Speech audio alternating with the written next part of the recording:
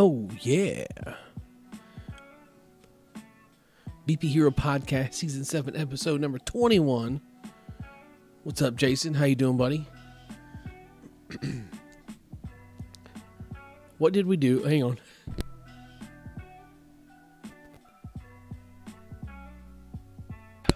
Ooh, sneeze hit me. Sorry about that. So, what did you do all weekend? And is there a new sheriff in town in the slow pitch bat world? I saw your message, Jason. Let me get I just sat down at the computer here for the night. We've been on the go all night. Let me get your tracking real quick, pal.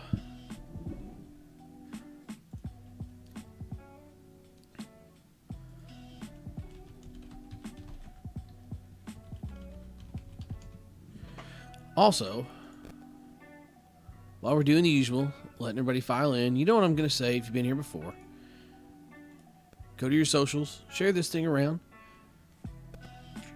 Just copy and paste that link and let your buddies do the rest.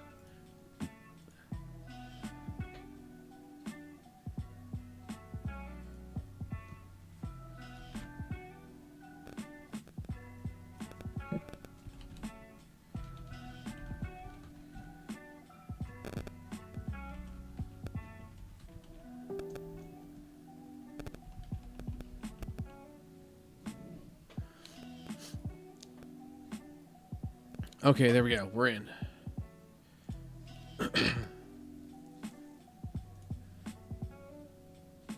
Mike, how you doing, buddy? It has been a minute. I was just wondering about you. Was it last podcast or podcast before? Kind of got to wondering about you a little bit, wondering where you've been. I thought maybe you just said forget the BP Hero and checked out. Can't blame you.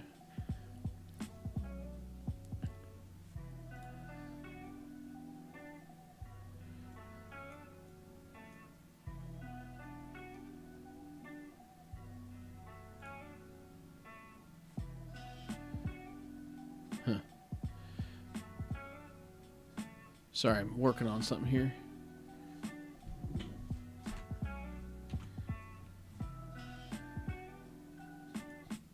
Jason, I'm sending you a message, pal.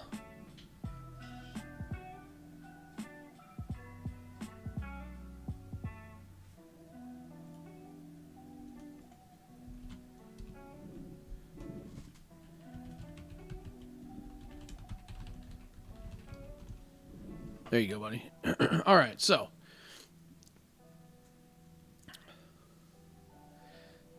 Oh, yeah. So, snacks. Snacks in the house. Man, what a deal.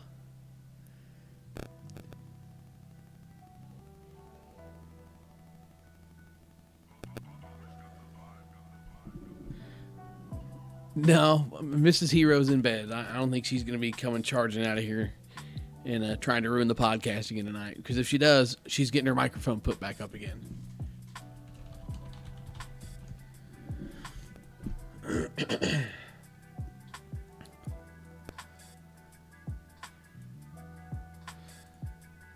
So, Jason, it's kind of funny that you mentioned that Suncoast and their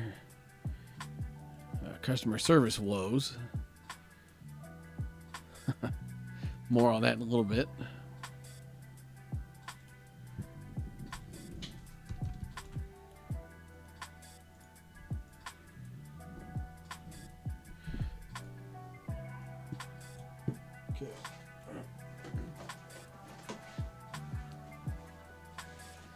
So how was everybody's weekend?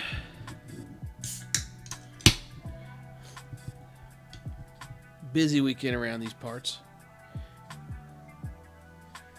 And doozy of a ball game. Couple of ball games.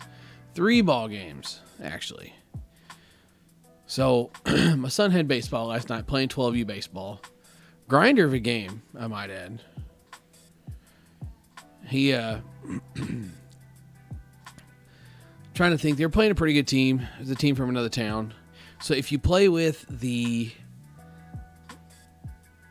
basically, if you sign up, if you live here in town where the league is ran, you don't get a choice. You don't get to be on a hand-picked team. You have to be on a team from the town you're in. So, like, just using examples, I can't sign him up to play on a team that's 10 miles away just because it's a team that he wants to play with.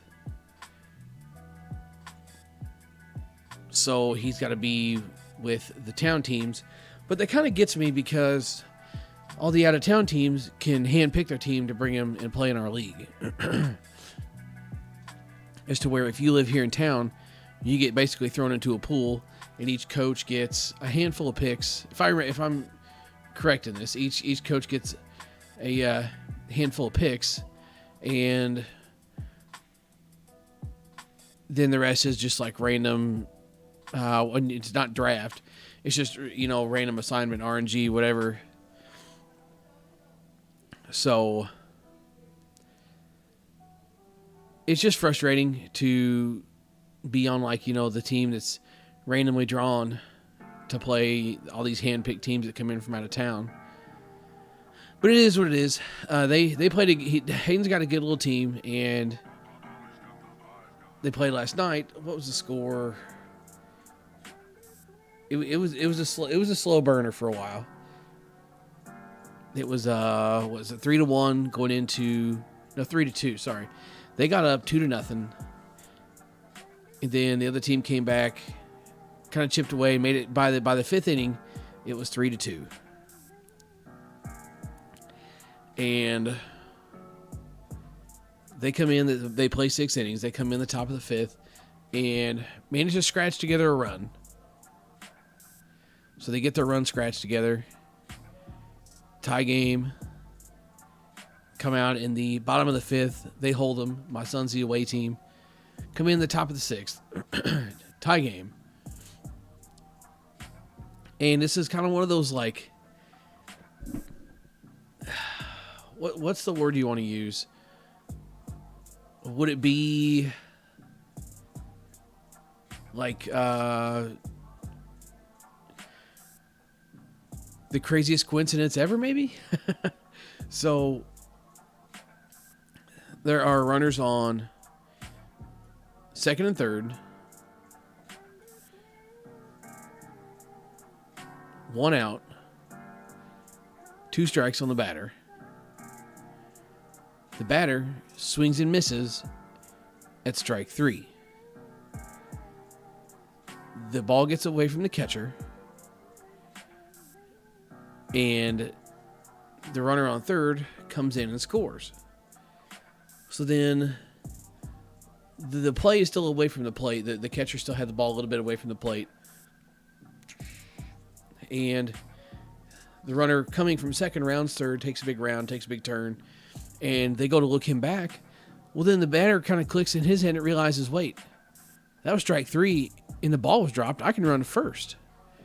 So he takes off running to first base. And the catcher, just out of instinct, just looks up, saw him running to first base, couldn't run him down to tag him, and threw the ball to first. Well, the runner from third scored. So now we got 2 runs across.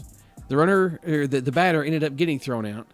Basically, now you got a clean slate with 2 outs, and they plated 2 runs out of that whole disaster. It was a mess, but then it gets better. So the kid that started the game pitching pitched his heart out, but his pitch count was getting up there. He threw a lot of pitches. So bring in a reliever, one of our harder throwing kids, and just kids being kids. They didn't do anything wrong. They're amped up. They're making a lot of noise. They're beating on the fence, and it kind of got our pitcher shook a little bit, just from what I could see. And the command issue started. Walked one, got an out. Walked another one, got an out. Walked another one. At this point, the bases are loaded. 2 outs. Their 3-hole hitter is up to the plate. And there's no point in holding runners on, right? So we're talking just monstrous leadoffs. Basically, any ball put in play, and the kid from second's going to score because he's halfway down the line. Nobody's holding him on. Base hit to right field. The kid's left-handed. Base hit to right field. The right fielder picks the ball up And you can see like he knows what needs to happen, but he starts running, kind of jogging in with the ball, takes probably 6 or 7 steps, and then realizes, hey, I need to throw this thing home. Because now, I mean, the kid from second scored almost instantly. I think the ball wasn't even to the outfielder, and the kid from second had already scored. But the base coach, being aggressive as he was, had the kid on first go first to third. And in all this panic, right fielder throws the ball home, overthrows the catcher. So the catcher's got to run and get the ball. Pitcher forgets to cover home plate. And the kid from third jogs home. Ball game. All that in one play. It was just crazy. It was gut-wrenching for these kids, just from the standpoint of, you know, they're so invested in the game. They're still young. They're still excited. But and don't get me wrong, nobody did anything wrong. It's just a chain of events that took place, right? And my big thing when it comes to coaching kids, especially this age, is we're not teaching you the perfect pitch. We're not teaching you the perfect swing. We're not teaching you, how to run the bases perfect. We're not teaching you to be the fastest kid on the field. We're teaching you the game. You're learning the game. You're still so young that unless you're one of these kids that plays 100 games a year at travel ball, literally, and I mean it, you are learning. So it's just a few like mental slip-ups, right? Like the kid's banging on the fence, gets the pitcher nervous because he hasn't experienced that before. You got the kid from right field taking a bunch of steps in with the ball before he heaves it, and really he could have did two things. He could have hit a cutoff, or he could have made a better throw. Hell of a throw, by the way. He cut her loose. He's not a big kid, but he's got a strong arm. He cut her loose and, overthrew him. The runner wasn't going to go, but he overthrew the catcher just in panic. And then the pitcher not going and covering the plate when the catcher had to go get the ball. Those are all just like little fundamental things. It's nothing the coach is doing wrong. It's nothing the kids are doing wrong. These are situations that you play the game and you learn from that stuff. Because I can tell you, that pitcher won't leave home uncovered again. That right fielder won't run the ball in and then decide to throw it. There's so many things that could have unfolded differently. The pitcher even going and backing up the play at home plate so he could go get the ball, so the catcher didn't have to leave home plate. I mean, it could have unfolded a million different ways. But at this point, we're learning. Like my son had the first ball he hit last night, absolutely crushed it.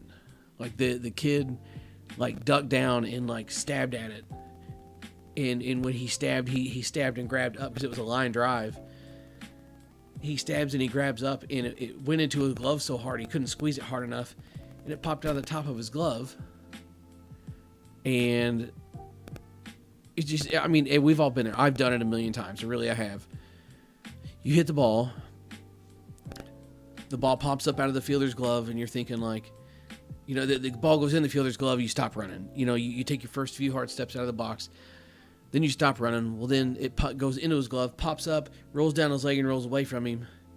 Well, you've already decided to stop running. And this kid picks the ball up. You see it gets away. You start running, and my son was out by a step. It was just little mental miscues. That's all it was. He didn't do anything that anybody else hasn't done. But you're there to learn. Like, that's your learning experience. That's your make sure you bust your ass out of the box every time moment. There's to me personally, I'm soapboxing for a minute here. To me personally, there's a big disconnect between... Uh-oh. Here she comes. Oh, snack attack. Did you not eat enough dinner?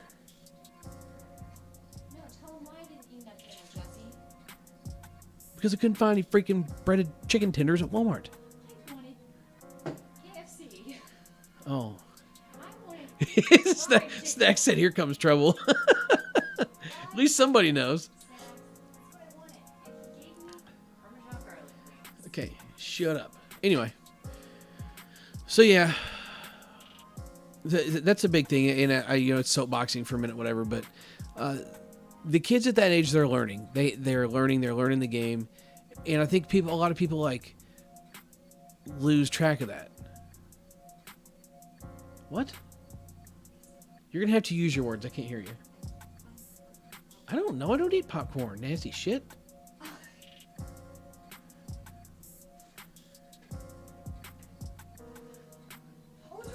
Oh, you found it. Thank God. But so many parents and so many people will get hung up in making sure their kids win the game and, do this and do that. And, little Jimmy's got to be a shortstop because his dad was a shortstop, or little Jimmy's got to be a catcher because his dad was a catcher. And little Jimmy might be better served as a water boy, but because little Jimmy's dad was a catcher, now automatically little Jimmy, he's a catcher too. And listen, look, because I was a catcher when I played baseball, I could help the catcher we have on our team. But I'm not overstepping my bounds.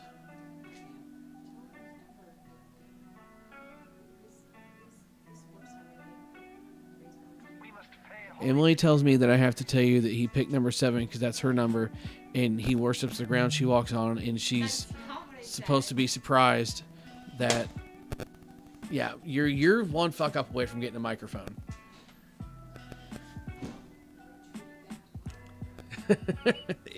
It worked. Anyway, let's move on because they keep getting interrupted from that. What did everyone do this weekend? I'm going to tell you what I did. Lots of barbecuing. And I burned my ankle on a push mower. But that's the whole story for a different day. But I had to tell you what, that push mower's clean though. Clean. It's how I know I'm getting old is, I hose everything down after I use it. The bottom of my push mower is clean enough to eat off of. For no other reason than... my skin got burned on the muffler, dear. But then... Yeah, it wouldn't. My foot would not be underneath it, woman. Christ alive. So anyway... Did a lot of grilling, mowed, cleaned up the mower, washed the house. Emily drank a lot. I had a lot of wild cherry Pepsis with 0 sugar, I might add. But it was a good weekend. We did go out. Tony, listen, okay? I'm not here for your shit. I'm not saying I would eat off the bottom of the push mower. I'm just saying I could, okay? That thing's ran over dog poop and everything else.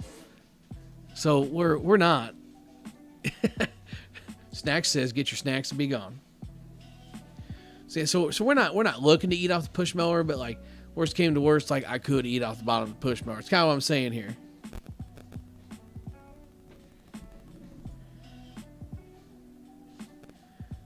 Hang on, I got to handle a little more business here.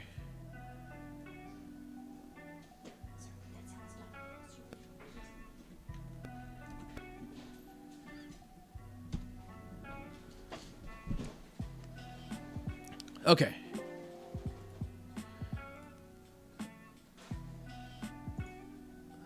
Good weekend it was. Went out and my plan for the weekend was I wanted to do some softball every day. Try to get a bunch of this content knocked out.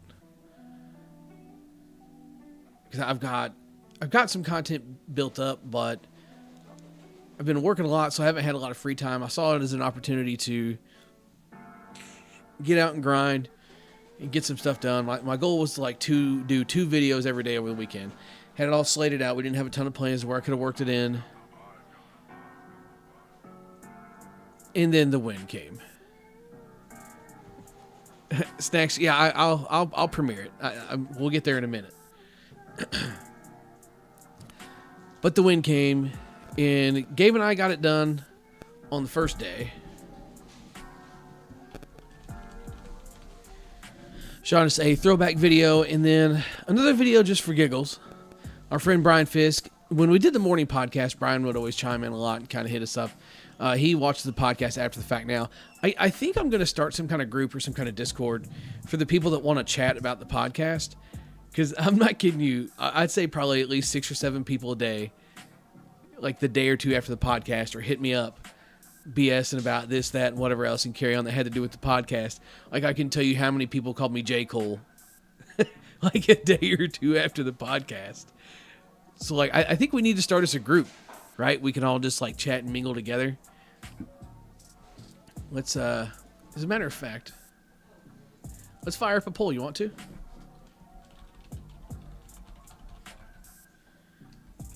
Podcast Discord group? Question mark. So Gabe and I went out and filmed the old school Louisville Genesis. Like old school, like maroon, ASA 2000. And yes, Tony J. Cole stuck, apparently.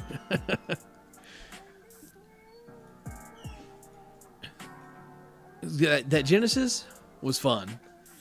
I wasn't really sure what to expect, but we had a lot of fun swinging that thing. I haven't got the video cut up of that yet. I can't wait to. Because even with the wind blowing in,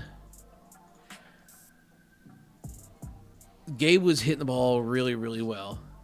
Like, we went from a 24-ounce bat, which I'll get to in a minute, to a 28-ounce bat. And it kind of messed my timing up a little bit, and the wind blowing as hard as it was.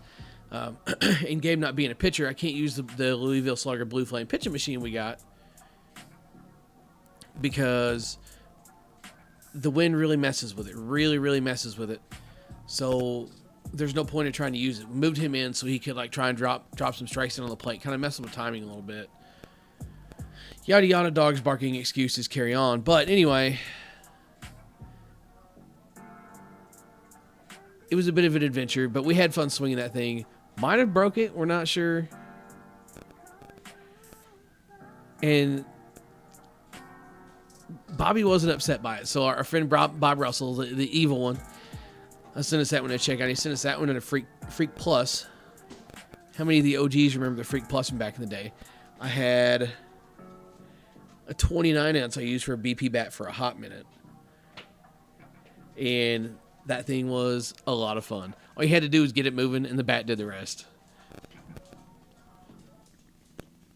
So we hit that, and then, if you saw, let's see if I can get the post pulled up for you guys. If you saw this post on Facebook, then I'll tell you a quick story here. Let's see, pages. Goodness, because let me tell you, it was an absolute doozy.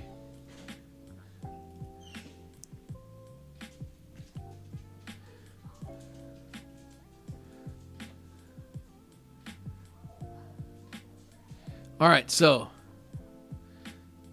this bat right here. I should pull up the picture just for reference to kind of show you like what I was looking at and what I thought I was looking at. But I thought, based on the picture that Brian had sent us, that this was going to be, from a Combat Guys here, the Scott Brown Gear Virus 98. Those things were nuts. Like, borderline unfair. If you were a Combat Guy at all, and you liked the original antiviruses, this was damn near the best bat since the antivirus. And there was even people saying they liked it better than the antivirus. So when Brian sends me a picture of this bat, he sent me the other side.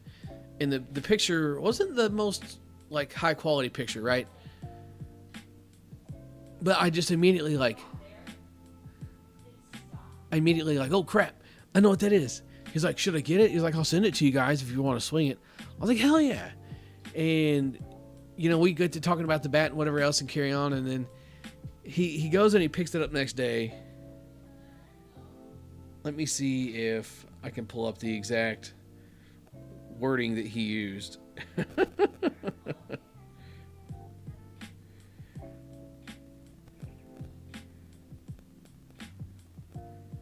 Because it was kind of one of those like, oh damn moments.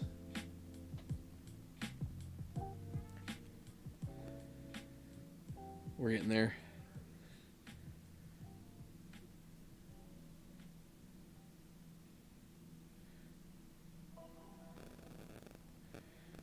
Oh my gosh, where's it at? Okay.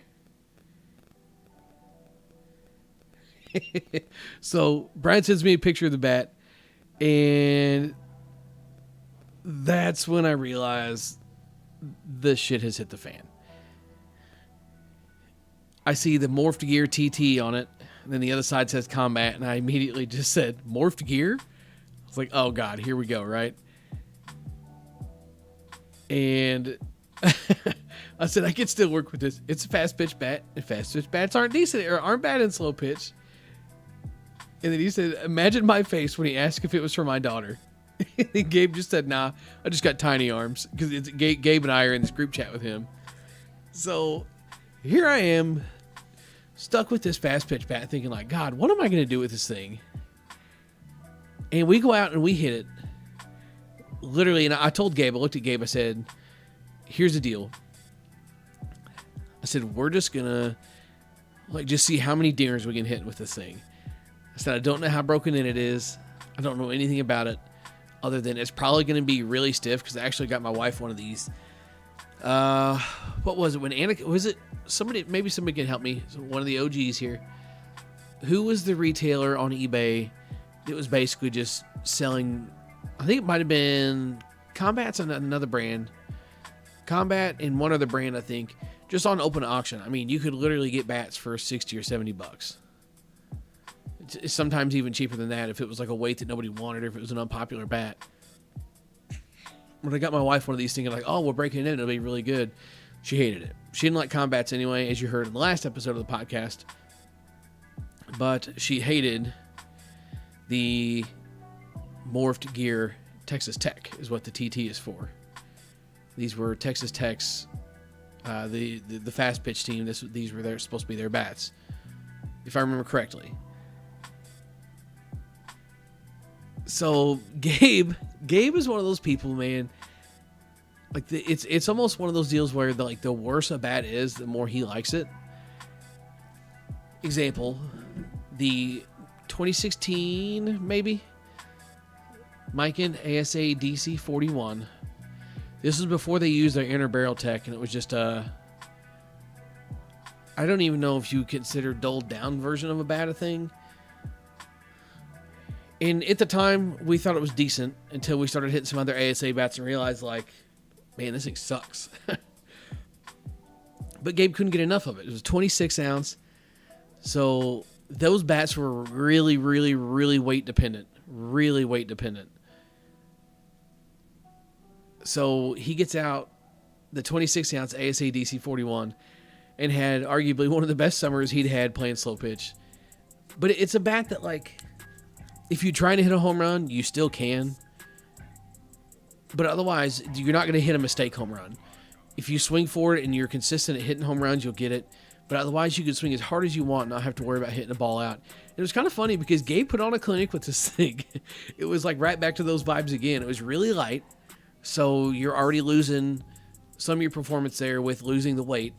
And then combined with the fact that it's testing 360 plus, converting that to U-trip, for the guys that aren't really familiar with compression testing or ASA, 360 plus is like, wow, that's crazy.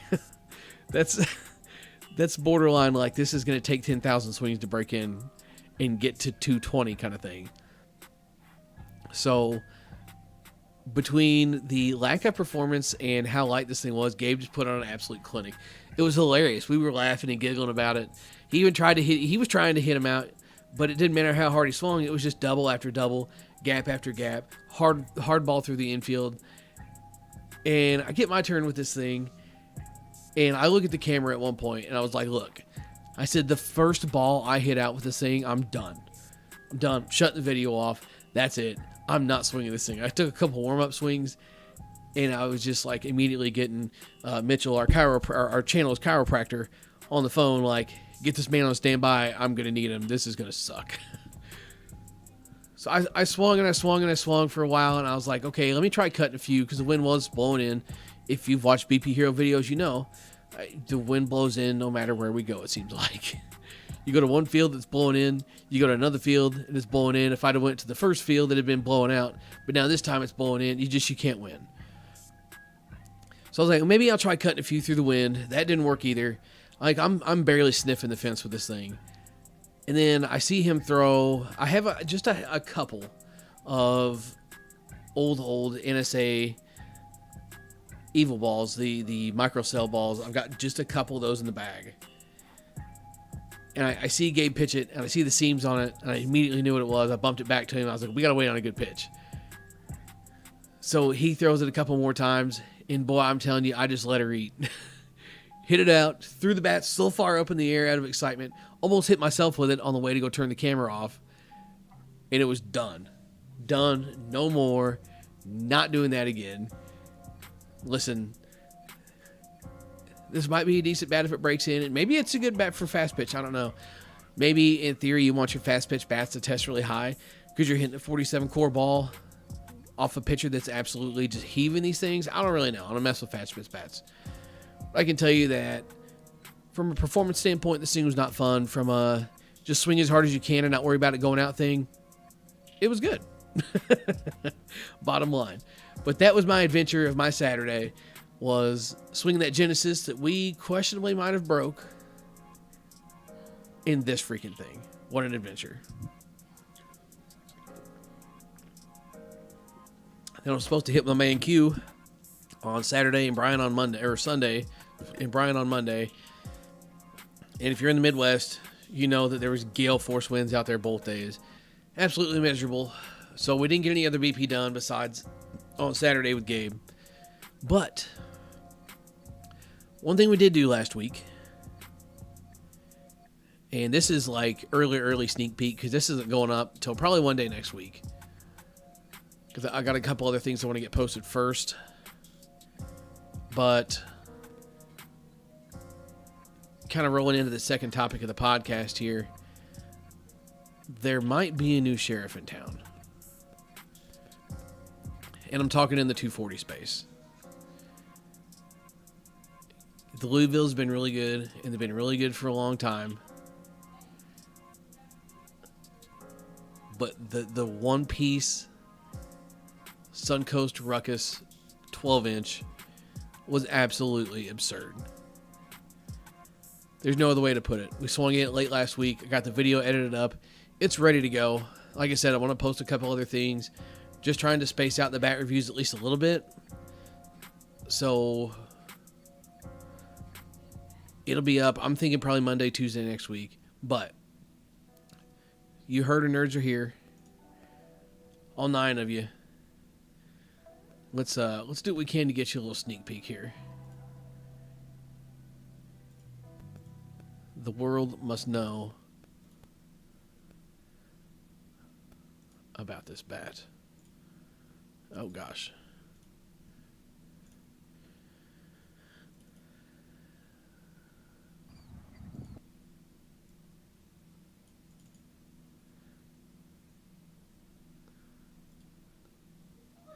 By the way, real quick, before this video starts here, hoping to see a lot more Spencer on the channel this year. The kid just gets it done. Gets it done. You'll see the more you see him on the channel. The kid can hit. It's almost unfair. Like, I hit BP with him, and I think to myself sometimes, like, damn, I should just hang it up. Like, these last couple of videos I've edited from him hitting with us, I'm like, this is a Spencer highlight reel, and I'm not even sure I care.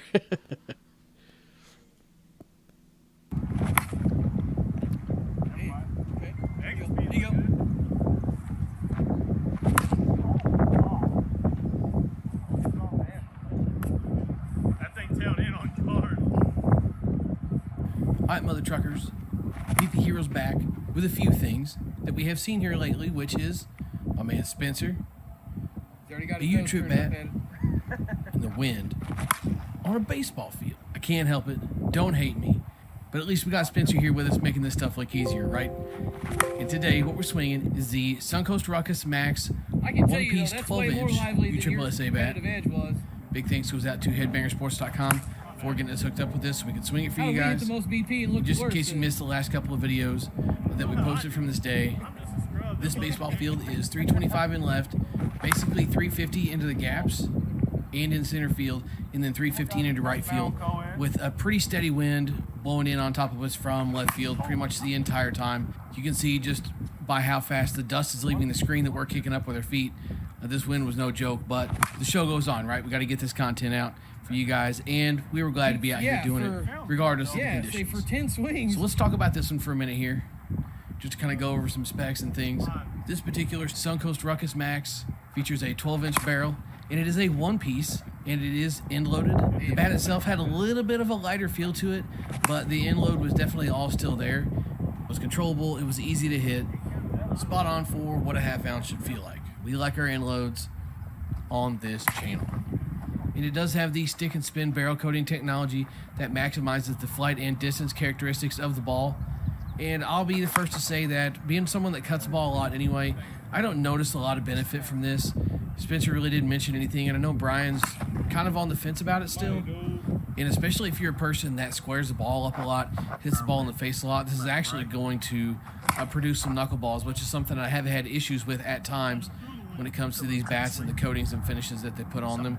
Sometimes it'll make me hit a lot of knuckleballs or a lot of like a weird side spin and tail spin and stuff like that. I don't notice a lot of backspin as much as I do just like funky spin or like knuckleballs and stuff. There's not a ton of it, but when's it going to show up when you don't want it? That's kind of what I don't like about these finishes, but it is what it is. It's on the bat. You can't get it off, so just roll with it, right? Yeah. This bat features a max speed handle technology, which maximizes your bat speed while maintaining excellent bat control. It is made from Optidur Performance Aero-Grade composite materials in the launch section for ultimate performance and a great feel during ball contact. These do feature a 1-year warranty, and they are legal in USSSA, NSA, and ISA play. And they're available in 25.5, 26.5, and 27.5. The bat in the video is a 27.5. If you've seen the videos before, then you guessed it. You know how it works. We go over the specs. We're going to go check out the scale weight and some compression stuff, and then come back to the field. So let's do it now. All right, so here we are checking out this 27.5 on a scale, and it is dead on the money. And compression testing brand new in the wrapper shows mid-270s. And this thing was really good. It didn't take a ton of swings to get a full review in on it. So we only swung this about 60 times, and here's the compression after that. We made it through this stuff really quick today. Now let's head back to the field. All right, so look, here's the deal. Just tired of beating around the bush when it comes to this stuff. This bat was freaking sick. I don't know what the main differences are between this Suncoast one-piece and the two-piece competitive edge that we swung. Yeah. The competitive edge was nice. Had a little bit of an initial break-in, but I don't know what takes that bat from what it was to there's no way this bat being absolutely insane. I'm going to assume it's the same barrel, right? Because they're both 12 inches. It's one piece versus two piece at that point, in my eyes anyway. But I'm here to tell you, and I 100% mean it when I say this, this is the first bat that we feel like genuinely going to give Louisville a run for their money. I don't know why the competitive edge wasn't as good as this one is. Maybe it would be after more break-in time. I don't know. But again, I feel like it should be the same barrel. It should be the same performance either way. Whatever they did different with this one piece, whoa. Hey, what was you... Even initially out of the wrapper, while it still did need to loosen up for about 20 swings, it was already good. The sound was insane. It's halfway up the hill. And once the initial kind of stank got knocked off of it, it was just absolute losing softballs. I thought for sure, just based on the sound in the feel of the barrel, no, he's just trying to get out of here. That's all that is. The performance that we were getting, this thing was going to fail compression. You could even hear me talking about it in a couple of these clips. So to see it still passing, yes, I know it's only 60 swings, but I thought for sure this thing was going to be down in the 230s, maybe even lower than that, just based on the performance that we were seeing, and I was blown away to see that it wasn't. That's not saying that this thing's going to last, a bajillion swings and holding compression. It's more of just the fact of, damn, this was a good bat. I can finally see what the hype is about. I know that the Suncoast stuff is very popular in a few areas, and I can finally see the hype. And whoa, being a One Piece guy, it scores that many more points for me. Spencer and Brian don't mind One Piece stuff, but they're not as big of a fans as I am. But I love this bat, and they both thought it was really good too. Brian has obviously hit a lot of bats, and he's hit a lot of bats with us, and he also agreed that this is going to be something that's going to give Louisville some trouble. This thing is going to go in the, no question, the best category. This is one of the best bats you could be swinging right now. I really don't know what else to say. It did have a unique feel. The barrel was extremely responsive. You could just feel every ball just absolutely explode off of the barrel, but the handle still gave a really rigid one-piece feel to it. Just the combination of everything working together was absolutely awesome. I can't say enough about this bat. The only thing I can tell you for sure at this point, hit your boy up to get one, and swing hard in case you hit it. BP Hero, catch you mother truckers next time.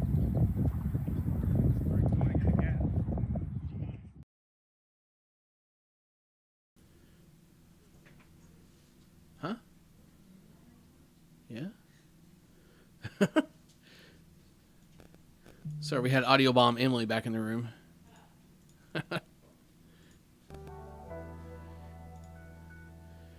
So, there you have it. I don't know what else to say. I don't know why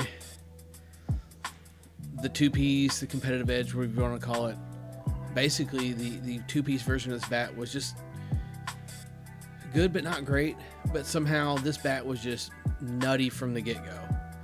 Do not understand it, will not understand it, but whoa. I have heard a couple of stories about their customer service, which is something that we kind of lumped it together. It was kind of a coincidence that the customer service came up as a topic as I'm posting the Suncoast video. Personally, I have no interaction, but I can tell you, and I'm not going to deny the fact that I haven't seen people having their woes with their customer service issues. And personally, what I think that's probably from is just a small company, right? It doesn't make it right. By no means should we excuse sending out the wrong bat and just telling you to sell it and buy another one. We should not excuse that. We should not make that okay. But that's how companies just decide to handle things like that. And kind of the other side of that too is when you see a lot of that stuff, is you only see it on one side of the story. I'm not saying that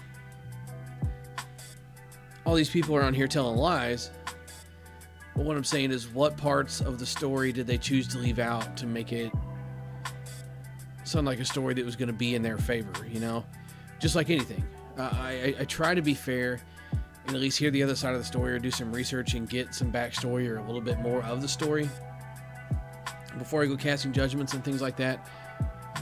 But I do know that there have been like multiple accounts of sending the wrong bat. Warranty returns, I have seen a couple people say warranty returns do take a long time. And you know, that could be for a million different reasons. Did they run out? You know, you got to think they have to have bats to retail and they have to have bats to return. To send out as warranty returns. Did they run out? A little bit of transparency gets you a long way there. They could even pick up the phone and say, hey, here's a voucher. You know, use it whenever you see something come up on the website instead of leaving you in the dark.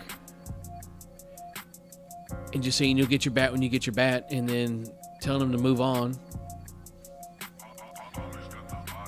But then the big sticking points I've seen have been companies sending out the wrong bats. I say companies. The company sending out the wrong bat to a customer, and then not necessarily like refusing to do anything about it, but not really being a willing participant in trying to help resurrect the situation. And They're also really hard to get. See, Jason just said the same thing. They're also hard to get a hold of at times. I don't really know what to say. I'm not going to try and defend that.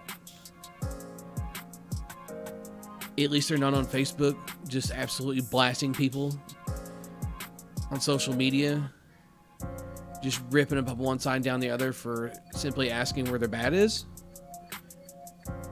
But we're definitely starting down that road, right? Jason. Yeah, Jason knew what I meant. So, you know, do they do something about it? Do they not? Whoever bought this company, so for those that don't know, let's backtrack here for just a second. So Adidas, you know, the shoe brand, the shoe company, they make apparel, they make everything. So Adidas made senior bats for a little while. And their senior bats were really good. To this day, like if I had to swing a senior bat, no question it would be a Melee 2. No hesitation. One of the old green Melee 2s. Absolutely sick bat. I hit it with 52s. And I like it. I was just... Me trying to find words now was me trying to find words then. Even hitting 52s. I was like, this thing feels unfair.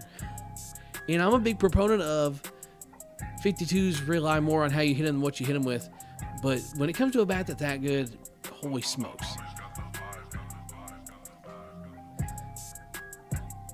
Yeah, Gio, if we... I don't know. I don't know if I'll still be playing softball when I'm old enough to swing a senior bat or not. God dang, some days I just feel like I'm lucky to see the next day. That just kind of... There's times where I get burned out. There's no doubt some of that stuff too. Like I've, basically resorted to playing League because things just aren't working out for the weekend ball combined with work and everything else. So it just basically stuck being a League hero. And I've always been kind of a big pride guy when it comes to not being called a cheater. And I was 3 innings into the first week of League, and we already had the shaved bat allegations flying. Love it. Circling back though, so Adidas made senior bats for a little while, and then made, I think, just 1 year of U-Trip bats. Made 1 year of U-Trip bats, and then Suncoast Athletics essentially bought out the Adidas softball side of things and has taken that over. Suncoast Athletics, whoever's running that, is now running the bat company, to my understanding. And if you're making that kind of acquisition, you've got to be business savvy to some capacity, right? So you would have to think that, like, there's got to be an inclination there that says, this is not customer service, this is customer abuse. But who knows? Like I said, we only hear one side of the story on some of that stuff. But when you see more and more of the stories that are saying the same thing, it's hard to turn and look the other way, right? So I guess the message is, when it comes to the Suncoast video that'll be going up one day next week, I'm going to stand behind the claim that that bat is sick. One of the best new standard bats that we have swung. Honestly, if not the best. It was that good. Verdict will be out on that because I've done it with other brands. If customer service keeps up the track record of being crappy or getting worse, I won't review the product because I'm not going to give an unbiased review based on my personal feeling for the company. So I just opt not to review the product because I'm going to be honest and say the product is really good. So you're going to go out and try and acquire the product. Well, then what happens when you get treated like crap? Then there we are with a situation of, well, BP Hero said to, not that it comes back on me. And I have had a couple people come back on me on stuff before because of the issues they've had. It's just part of the territory, I guess. But then there I am telling all these people to go out and buy these bats with their hard-earned money just to get screwed over if something goes wrong. Or then there they go, starting to overpay, paying for hype, right? That's also something I don't want. But, there's a lot of things that'll have to happen between now and then for things to get to that point. But I can tell you right now, full intention of standing behind that claim. Maybe we'll pick up a couple more of their models and see what's going on with it. Maybe we got a bad competitive edge. I don't know. I can't. I feel like such a freaking cheeseball just even saying that. Oh, we got a bad bat. No. You got a product of mass production. Not every one of them is going to be perfect. And who knows? Maybe this one bat we got was super hot and the rest of them are just kind of blah. I've seen a lot of hype on the Suncoast stuff. But again, it's Facebook. You see a lot of hype over a lot of things. I've seen hype over stuff that I'm kind of like, are you serious? Like I've seen some people saying, oh, the War Stick bats. The War Stick bats are sick. They're awesome. I'm a factory hitter for War Stick, and I'm like, how? Just tell me how. Mind blowing. So just catching up with a little bit of the chat here before we finish up. Let's see, I was talking about the Scott Brown Gear 98 virus earlier. That whole debacle when it turned into the fast pitch bat. And Snacks is saying the ASA Gear Tech was trash, at least the later stuff. I'm not even sure that I remember any of the Gear Tech being good in the ASA stuff. The Gear Tech was obviously good for the U-Trip stuff. I mean, that's if I could find like a 27 or 28 in-load Gear Supremacy. Whoa, it'd be kind of wild. That was the very first bat I ever bought, was a 28 in-load Combat Gear Supremacy, and it was disgusting. And Snacks, if you're wondering how did I get the Scott Brown Gear 98 virus mixed up with that, okay, I might have gotten a little excited, and the picture wasn't the best picture either. So I got excited, said what I thought it was. The picture wasn't very good, and it was already too late by the time we realized what we had. And we love Brian. We love Brian Fisk a lot. So we had to give him what he wanted, man. He wanted to see some content with something he sent in, so we suffered through it for him. And it's going to be some entertaining content.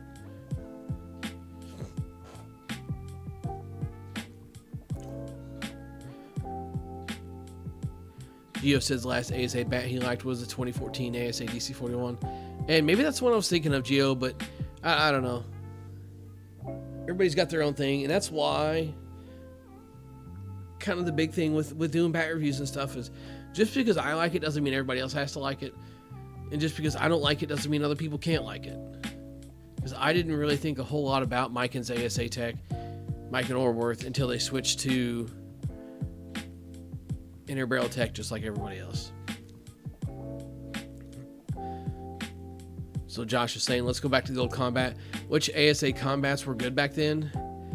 Tried the Morphed, absolutely terrible. The Afflicted, absolutely terrible. The Rusty AV, absolutely terrible. So Combat's ASA stuff was really good. Again, dating myself here a little bit, and some of my OGs will kind of follow me and know what I'm talking about here. So there was a pre-ABI and a post-ABI era. ABI was accelerated break-in.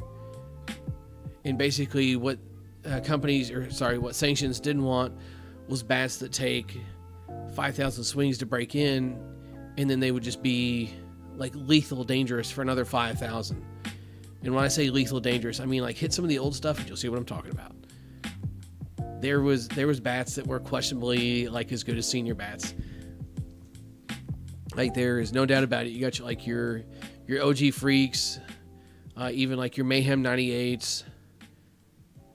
Even your M75 98s.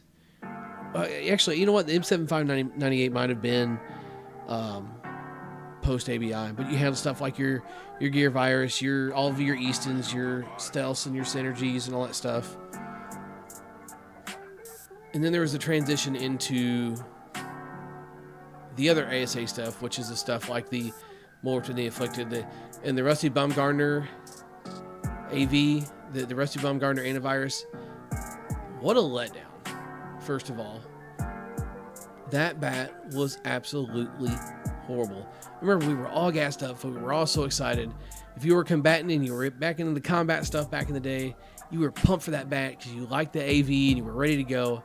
And then you hit it and you're just like, oh. The specs weren't the same. The feel wasn't the same. The performance wasn't even close. Duped. Duped is what we were.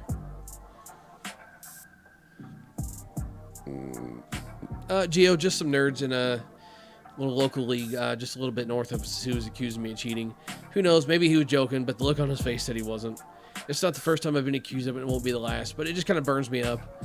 It's a pride thing. The only time I've ever swung a shaved bat was on this channel, actually. It wasn't until the video was over that I confirm it, but it was that Mayhem video where we broke the shaved Mayhem. Snacks, we put about 60 hits on that Suncoast. Really, that's all it needed. Usually most of our videos, just to make sure we get a sufficient amount of content, just in case something goes wrong, a handle and some files and things like that. Always try and get about 100 swings on a bat once I feel like it's ready for the review. And this one took nothing at all. I mean, you saw how many suspension swings I cut out. Not very many. We each took 2 rounds with about 15 balls with it. And that's all we needed. That bat was just awesome.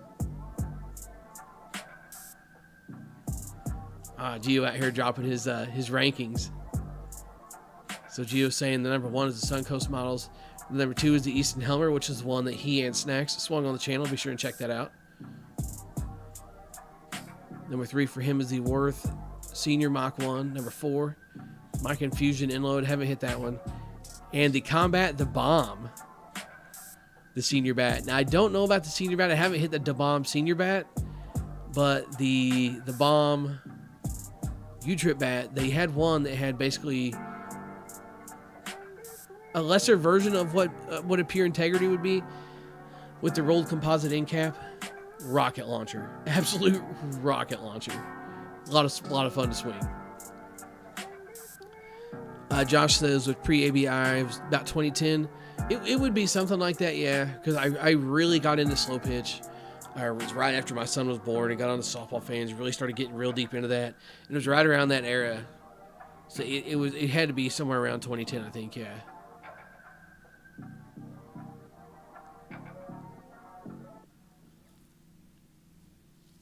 Thought the Easton stuff was good after the reveals. The synergy and the stealth speeds, yeah. The reveals, horrible. I love the idea behind it. You know, the whole the Easton synergy reveal, like the bat was supposed to break in and the barrel would change colors, right? As it breaks in, the color would change, but the problem is the color never changed, the bat never broke in, and it hit like shit. Just calling it for what it is.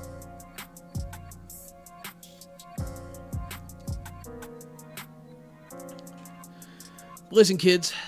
Oh, hey, by the way, if you did sit here this long, we're caught up on the Spotify channel. So you can get the podcast on Spotify. You can get it on Apple Podcasts. And it's all up to date. Everything up to episode 20 is on there.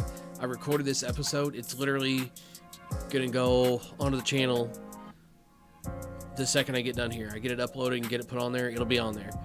So I am going to make it a point to keep up with that. I want to make sure I'm going to for just a little bit longer. And then I'm really going to start pushing hard on promoting the Spotify and the Apple Podcast things, because I know a lot of people like to catch us a day or two later.